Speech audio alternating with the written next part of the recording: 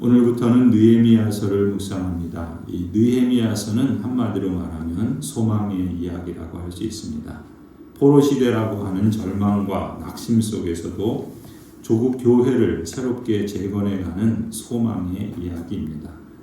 느헤미야는 주전 587년 예루살렘이 바벨론 제국에게 멸망하고 포로로 끌려간 유대인의 후손입니다.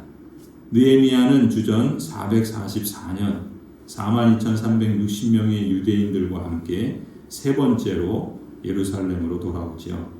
예루살렘으로 돌아온 주된 목적은 바로 무너진 조국의 수도 예루살렘의 성벽을 재건하는 일이었습니다.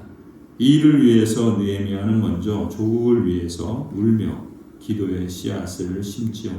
2절에 보면은 느헤미야가 아닥사스다 왕의 여름별장이 있는 수산궁에 있을 때 느헤미야의 동생 하나니와 두어 사람이 예루살렘에 다녀와서 예루살렘에 남은 동족들은 어떤지, 그곳 형편은 어떤지 소식을 전해줍니다. 3절에 조국의 동포들은 고생이 아주 심한 데다가 심지어 주변 사람들에게 업신여김을 받고 있다는 소식을 듣지요. 수도인 예루살렘은 그 성벽이 허물어지고 성문들은 다 불에 타서 참으로 참담한 그러한 상황이라는 것이었습니다. 4절에 느헤미야는 예루살렘 소식을 듣고 나서 슬픔에 잠긴 채로 며칠 동안 금식하며 주저앉아서 울고 또 울었습니다. 11절에 보면은 느헤미야의 직업은 이 아닥사스다 왕의 술관원이었다. 당시의 술관원은 왕이 마시는 술에 독이 있는가 여부를 살피는 중요한 역할을 맡은 사람이었습니다. 사실 전쟁 포로로 끌려온 후손으로 왕을 이 정도로 가까이 모실 그런 지위에 있다면 어느 정도 느헤미야는 자신의 인생을 편안하게 안정되게 살 수 있었겠죠. 자기가 태어난 땅도 아니고 수천 킬로미터 떨어진 조국에 대한 소식을 그냥 무관심하게 흘려버린들 누가 뭐라고 하겠습니까? 하지만 느헤미야는 다른 선택을 하죠. 고통당하는 민족을 생각하고 무너진 예루살렘 성벽을 생각하면서 무엇보다 하나님의 언약 백성으로서 수치를 당한 하나님의 명예를 생각하며 통곡하고 슬퍼하는 것입니다.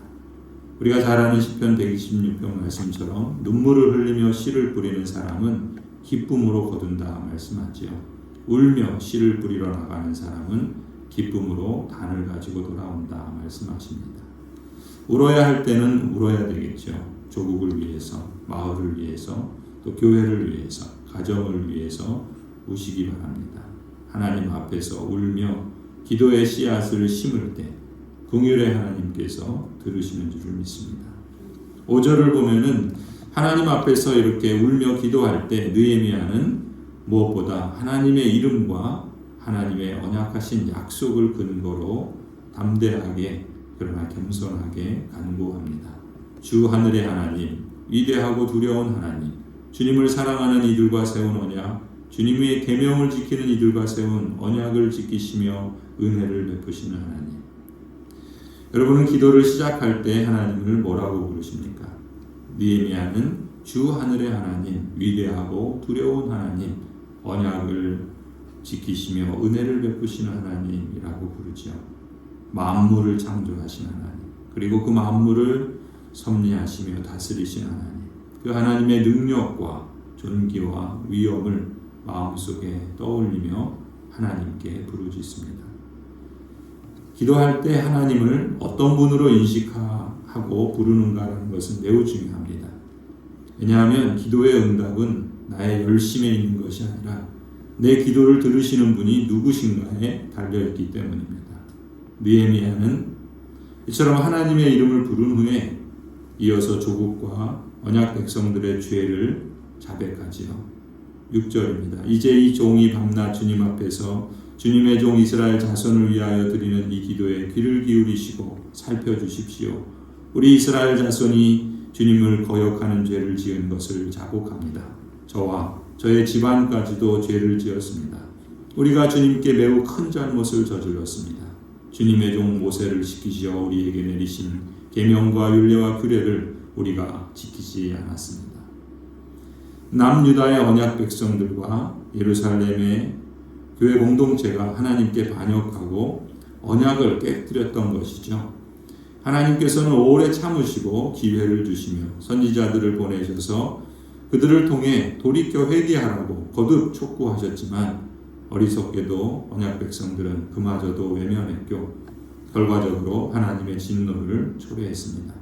예루살렘 성전이 파괴되었고 바벨론 포로로 끌려갔고 예루살렘 성과 성벽이 모두 무너진 것처럼 언약 백성의 명예도 무너지고 그저 모욕과 수치만 남았습니다. 이 일들은 엄밀히 말하면 포로민의 후손인 느헤미야가 사실 직접 지은 죄도 아니고 그가 직접 관여된 일도 아니죠. 그럼에도 불구하고 느헤미야는 저와 저의 집안까지도 죄를 지었습니다. 우리가 주님께 매우 큰 잘못을 저질렀습니다. 라고 자복합니다. 이런 기도는 민족에 대한, 조국에 대한 바람직한 역사의식이 없다면 드릴 수 없는 기도지요. 민족의 수치와 죄악을 똑바로 보고 그 문제를 마음에 품고 역사를 이제라도 바르게 세워가고자 하는 그러한 청년의 또한 그러한 사람의 인식이요 또 실천이라고 볼 수 있습니다. 특히 조국과 조상들의 부끄러운 과거를 왜곡하거나 감추려고 하기보다는 자신의 문제로 여기고 이렇게 회개하고 자복한다는 것은 여호와께서 예루살렘을 심판하시고 징계하신 일이 전적으로 의로웠다라고 인정하는 것입니다. 하나님의 의로우심을 인정하고 하나님을 경외하는 것이 이러한 역사의식을 통해서 드러나고 있는 것이죠. 이것이 조국을 위해서 기도하는 성도가 가져야 될 마음제사라고 봅니다. 8절에 보면은 느헤미야는 계속해서 우리 역시 어떤 기도를 해야 하는가 그러한 면모를 우리에게 보여줍니다. 주님의 종 모세를 시키시어 하신 말씀을 기억하여 주십시오. 우리가 죄를 지으면 주님께서 우리를 여러 나라에 흩어버리겠지만 우리가 주님께로 돌아와서 주님의 계명을 지키고 실천하면 쫓겨난 우리가 하늘 끝에 가 있을지라도 주님께서 거기에서 우리를 한데 모아서 주님의 이름을 두려고 택한 곳으로 돌아가게 하겠다고 하신 그 말씀을 이제 기억하여 주십시오. 느헤미야는 자신의 기도에 하나님께서 언약하신 약속의 말씀을 기억하고 소환합니다. 그 언약의 말씀은 바로 신명기 30장 말씀이죠. 신명기 30장 1절부터 보면 이렇게 기록합니다. 나는 당신들이 받을 수 있는 모든 복과 저주를 다 말하였습니다. 이 모든 일이 다 이루어져서 당신들이 당신들의 하나님이 쫓아내신 모든 나라에 흩어져서 사는 동안에 당신들의 마음에 이 일들이 생각나거든 당신들과 당신들의 자손은 당신들의 하나님께로 돌아와서 마음을 다하고 정성을 다하여 오늘 내가 당신들에게 명령한 주님의 모든 말씀을 순종하십시오. 그러면 당신들의 하나님이 마음을 돌이키시고 당신들을 불쌍히 여기셔서 포로 생활에서 돌아오게 하여 주실 것입니다. 그리고 당신들의 하나님이 당신들을 그 여러 민족 가운데로 흩으신 데서부터 다시 모으실 것입니다. 쫓겨난 당신들이 하늘 끝에 가 있을지라도 당신들의 하나님은 거기에서도 당신들을 모아서 데려오실 것입니다.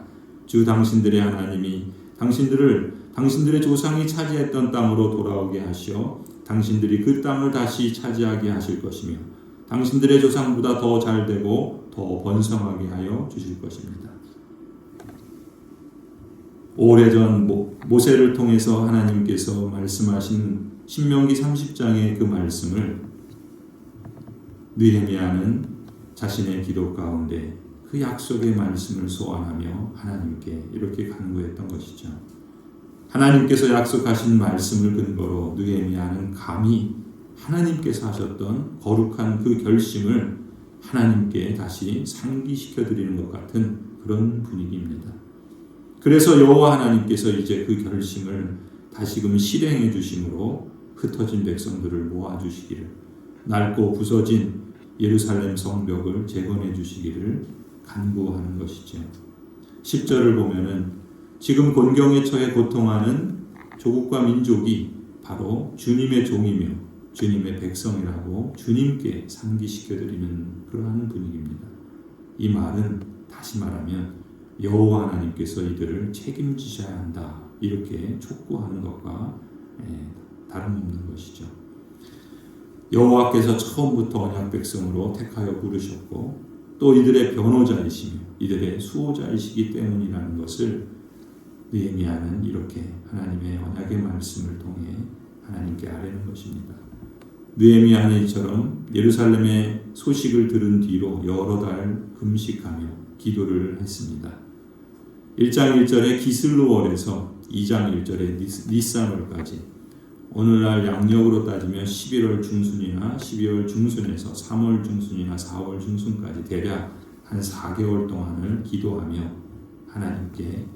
하나님께서 일하시기를 기다립니다. 이렇게 기도하며 하나님의 뜻을 묻고 자신이 나아갈 방향을 정하는 것이죠. 방향을 정했으면 전능하신 하나님께 행동할 수 있는 지혜를 구해야 할 것입니다. 하나님의 사람은 궁극적으로 행동하는 사람이기 때문이죠. 하지만 모든 일이 그렇듯이 때를 기다리며 기도하며 인내할 줄 아는 사람이기도 해야 합니다. 지혜로운 사람은 하나님의 때를 조용히 기다리며 자신의 모든 것을 하나님의 때와 환경을 만들어 가시는 전능하신 하나님의 손에 의탁할 줄 아는 사람입니다. 이렇게 기도하고 기다리는 동안 전능하신 하나님께서 주변의 일들과 환경들을 준비하실 것이라고 믿고 신뢰해 가는 것이죠. 11절이 바로 그런 기도를 할 수 있습니다. 11절을 개역개정으로 보면 이렇게 말씀합니다. 주여 구하오니 귀를 기울이사 종의 기도와 주의 이름을 경외하기를 기뻐하는 종들의 기도를 들으시고 오늘 종이 형통하여 이 사람 앞에서 은혜를 입게 하옵소서. 여기서 이 사람은 느헤미야가 경호하고 있는 바로 페르시아의 아닥사스다 왕입니다. 어떤 학자는 이 느헤미야의 기도에 주목하면서 이 부분을 우리는 때때로 기적보다는 기회를 구하는 기도를 드리는 방식을 배울 필요가 있다 말합니다. 사람들은 대개 즉각적인 기적을 구하는 기도를 드리는 경향이 있죠. 하지만 때때로 우리 그리스도인들은 이를 이루기 위해서 또 받아들인 사명을 감당하기 위해서 즉각적인 기적이 아니라 적절한 기회를 주시기를 기도해야 한다는 것입니다. 사실 느헤미야의 이러한 기도는 또 예루살렘을 그 성벽을 재건하고자 하는 이러한 재건은 무엇보다 이런 기회를 구하는 기도를 통해서 구체적으로 이루어져 간다는 것을 우리는 느헤미야서를 통해서 확인할 수 있죠. 왜 느헤미야는 재건의 사명을 하나님께서 단번에 기적같이 이루어 주시기를 기도하지 않고 단지 기회를 주시는 기도를 드렸을까요? 여기에 큰 의미가 있다고 봅니다. 느헤미야의 이 재건의 목표는 예루살렘 성벽을 재건하는 일이었지만 사실 이 리빌딩, 이 재건, 이 궁극적인 재건축의 목적은 눈에 보이는 성벽이 다가 아니었기 때문입니다. 눈에 보이는 성벽을 재건축하는 것도 중요했지만 성벽 재건축을 통해서 언약 백성들에게는 무엇보다 하나님이 그들의 진정한 왕이 되셔야, 그래서 경배를 받으시고 하나님을 그들의 인생의 참된 주인으로 모시며 모든 삶의 자리에서 매 순간 살아계신 하나님께 집중하고 기도 가운데 하나님을 만나고 하나님의 뜻을 구하며 하나님을 의존하여서 하나님의 뜻에 순종하며 살아가는, 이것이야말로 진정한 재건축이라고 그렇게 중요하게 여겼기 때문이죠. 느헤미야는 신앙적인 재건축, 그것이 바로 가장 중요했던 것입니다. 그 큰 일을 단 한 번의 일을 기적으로 보지 않았던 것이죠. 그 큰 일을 작게 나누어서 작은 일로 나누어 진행해 갔던 것입니다. 거대한 목표를 오늘 내가 감당해야 할 작은 일들과 여러 가지 목록을 만들어서 그날 달성해야 할 일로 나누었던 것이죠. 이것이 느헤미야가 신앙적인 재건축이라는 방향을 정하고 기도하면서 얻은 지혜라고 볼 수 있습니다. 오늘 우리도 마찬가지라 믿습니다. 개인도 그렇고 또 가정도 그렇고 교회도 그렇죠. 사업이나 직장일도 그렇습니다. 학업도 마찬가지죠. 신앙적인 재건축도 같은 과정이 중요하다고 합니다. 거대한 목표를 외치면서 단번에 모든 것이 이루어지는 기적을 바라는 그러한 이상주의자가 아니라 그 목표를 이루기 위해서 오늘 가능한 일들이 무엇인지를 분별하고 때마다 일마다 하나님께 지혜를 구하며 이런저런 것들을 선택하고 또 선택한 것을 오늘 내게 주어진 일로 최선을 다하는 것, 이것이 믿음에 기초한 또 하나님의 일하심을 기다리는 책임 있는 직분자의 자세라고 봅니다. 성도 여러분, 때로 우리 자신이나 가정이나 교회 공동체에 어떤 일로 인해서 많이 울어야 할 때가 있죠. 그것이 꼭 그리 나쁜 일만은 아닌가라는 것을 기억했으면 좋겠습니다. 하나님의 이름과 약속을 근거로 담대하게 기도하는 법을 배우는 시간으로, 그리고 그걸 실천하는 그러한 시간으로 삼으시길 바랍니다. 즉각적인 기적도 좋지만 적절한 기회를 하나님께서 주시기를 기도하시기 바랍니다.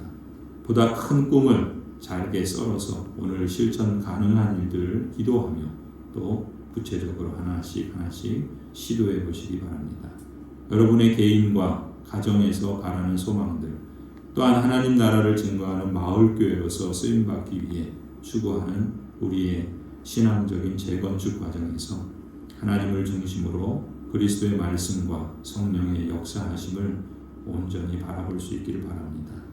새 일을 행하신 하나님, 보다 발전하는 여러분의 모습을 실감하시기를 간절히 축원합니다.